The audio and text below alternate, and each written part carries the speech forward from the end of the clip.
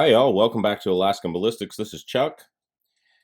Today we have a Springfield XDM 45, courtesy of one of my friends, and courtesy of one of the viewers. We have a 460 Rowland conversion kit here. And I'm going to let my friend who owns the gun do this. Thanks, Roy, for sending this out. Won't mention your full name, but you know who you are.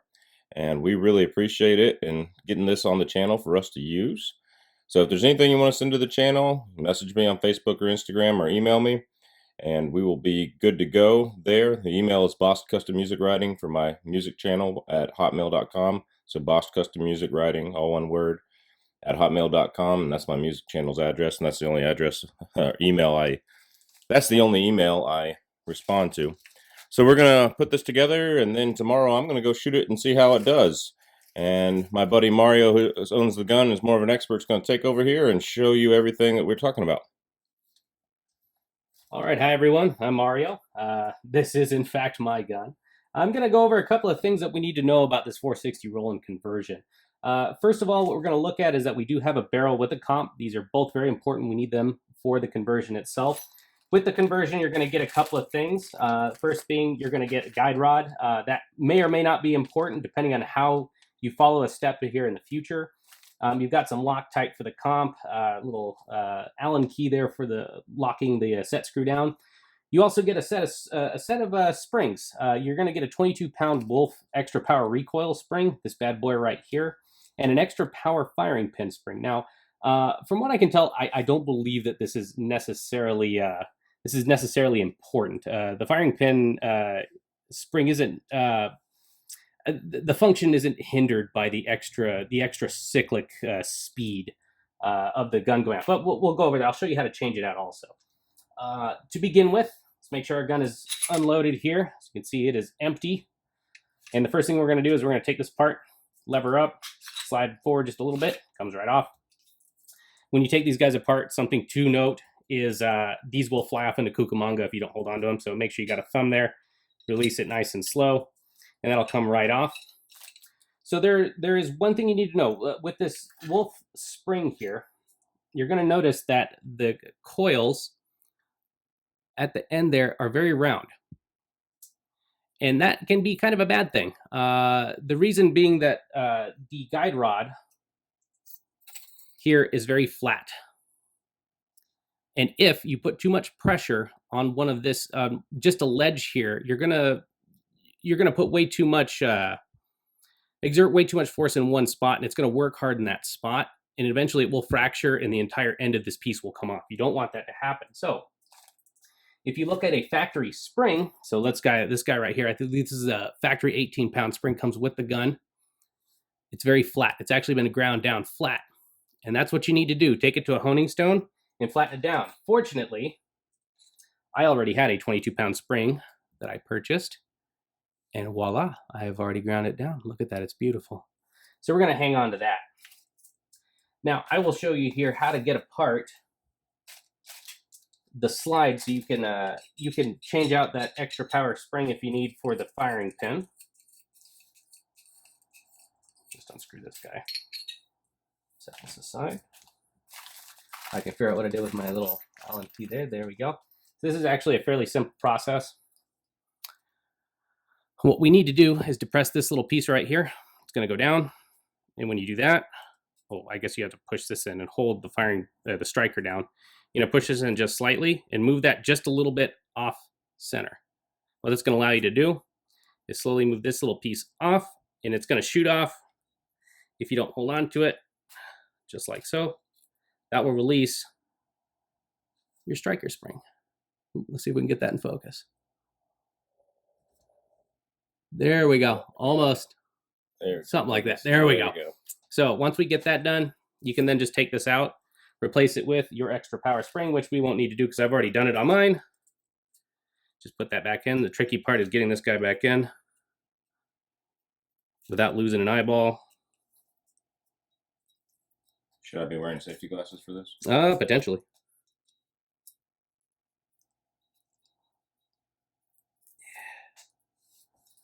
Anyone that's ever had to get an end plate off of a handgun knows that this is a pain in the butt. You just push that in a little bit, get it back in place, snaps right back in.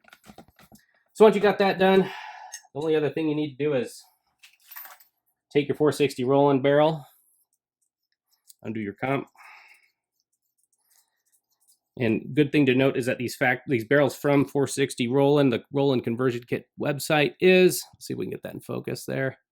It has a flat. That flat is very specific to make sure that this time's right. Got a set screw right there. We're going to get that done. Let's get this guy put in there. Let's get our 22-pound spring put in. Make sure you have the flat side that you have ground down right up against your guide rod there. Once you get that in there, get that bad boy lined up, locked in place. This guy back together, lock it back, turn your lever down, and there we go. We're halfway there. The only thing left to do is get this comp put on. Let's thread this guy on here.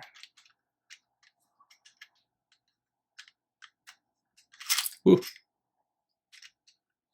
A little bit hard to do. It's easier than the last time you shot my chronograph. Yeah. Oh no, that was easy. He shot my chronograph on the very first day I had it and made the channel back when I was making really bad videos at Rabbit Creek. That was quite the day. I felt really bad. I bought him new legs though. Yeah, it was just the top part. It wasn't the actual body. Like I shot the body with the 454 Cazul. So once you get this timed up, it should be just about in line with the guide rod. Once you get it in line with the guide rod, you should be able to find it. Find the little flat with the set screw. Once you get it in there, just torque it down. This would actually be a point where you would take a little bit of blue Loctite, the thread locker that comes with the gun, and you would stick that in there. Give it a little bit of something. There we go. Oh, we were almost in focus. There we go. We'll put a little bit of thread locker in there. It'll lock it down nice and tight. I know that when you shoot this, it will in fact move on you. But otherwise, look at that bad boy. That locks up just right. And we're good to go. Almost. We might need to move this back just a tiny bit. So here's a fun story here. This is a 4.5 with a threaded barrel, but check that out. We were out of battery, which means that this needs to come out a tiny bit. We're going to move this out. I want to say maybe a couple of threads. One, maybe go two, why not? So this, I'm assuming that this barrel was maybe threaded just a tiny bit short. Yeah, I know it's not quite in focus there. There we go. Once we find that little spot there, we should have just enough room to come fully in battery. You know, I bet anything we might be able to even get a little bit tighter.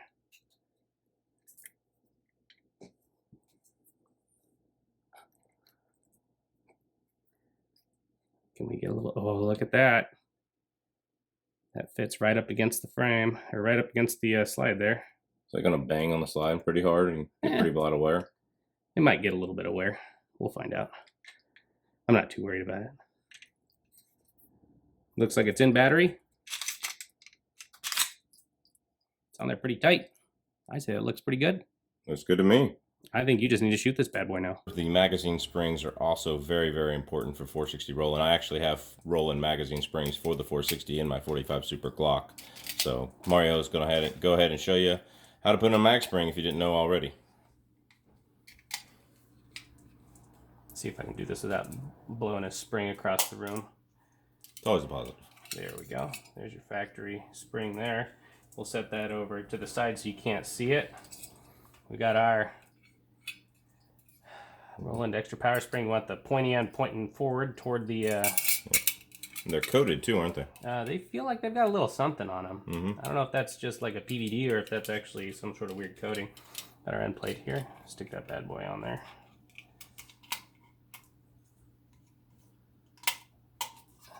Boom! And that allows the magazine to time with the extra power recoil spring you have.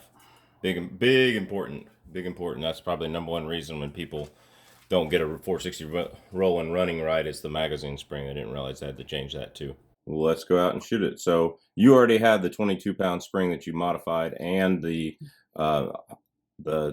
firing pin spring, the striker spring that's in there. That is correct. So just so you know, we only really used the barrel from the kit. So thanks again to my viewer who did that. And let's just lay that gun right there and on top of everything here and just let you see what it looks like. Authentic 460 Rowland.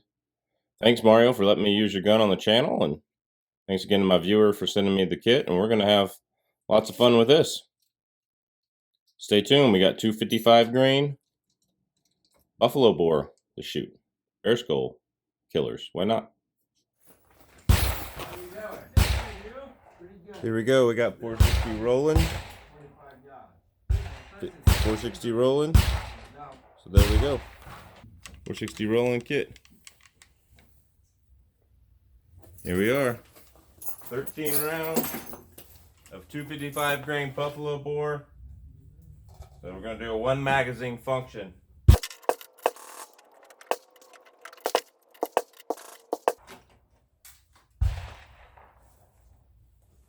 That 13th round is hard to get in there with those Rowland mag springs. That's how you know this has got the right spring in it.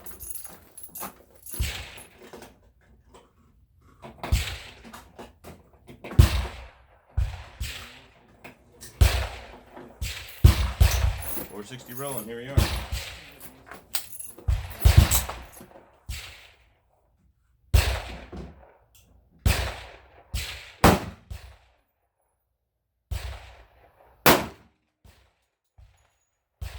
I have no idea where that one went on the paper.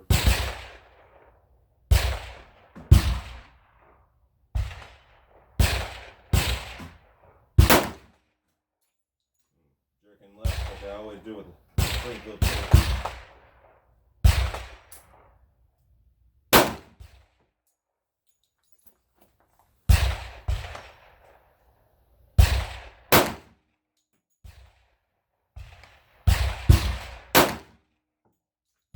There we are at 25 yards. Jerking way left. I see myself doing it.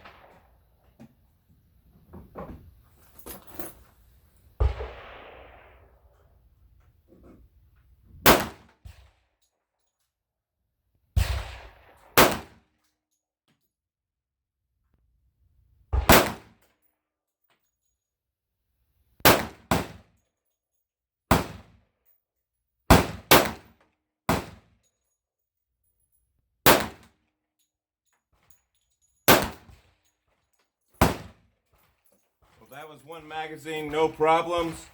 13 rounds, 460 Rowland. We'll do more testing on it later. As y'all can see, my accuracy was pretty bad with this. I pull Springfield triggers to the left really bad. Tried putting less finger in the trigger, tried everything I knew to try, just concentrating on the sights more and more and more. Still didn't get it. This is at 25 yards because we were on a rifle range. It was the least busy range out there today at the gun club. And I had to try it because it was the least busy. And so the minimum range was 25 yards. Looks like I had some bullets keyhole there right off the edge of the paper. Let me know what you think. Put in the comments what ammo you'd like to see. Thank you very much. Like, share, subscribe. Visit us on Patreon, Facebook, Instagram. God bless. Take care. We'll see you at the range.